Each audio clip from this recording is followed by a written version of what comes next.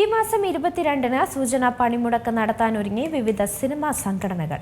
സംസ്ഥാന വ്യാപകമായി തിയേറ്ററുകൾ ഉൾപ്പെടെ അടച്ചുകൊണ്ടാണ് പണിമുടക്ക്. വീണ്ടും ഒരു സിനിമാ പണിമുടക്കം. ഈ മാസം, അതായത് ജനുവരി 22-ന് സൂചനാ പണിമുടക്ക് നടത്തും. വിവിധ സിനിമാ സംഘടനകളാണ് ഇക്കാര്യം അറിയിച്ചത്.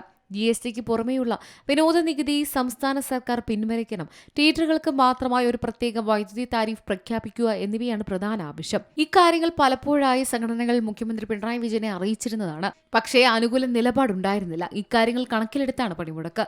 സംസ്ഥാന വ്യാപകമായി തിയേറ്ററുകൾ അടച്ചിടുക, സിനിമാ ഷൂട്ടിങ്ങുകൾ നിർത്തിവെക്കുക എന്നിവയാണ് സമര പരിപാടികൾ.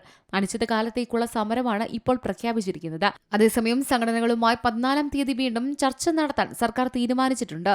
News desk C Malayalam news. ഏറ്റവും പുതിയ വാർത്തകളും വിശേഷങ്ങളും വിരൽ തുമ്പിലറിയാൻ സി മലയാളം ന്യൂസ് എല്ലാ ഡിജിറ്റൽ പ്ലാറ്റ്ഫോമുകളിലും ലഭ്യം.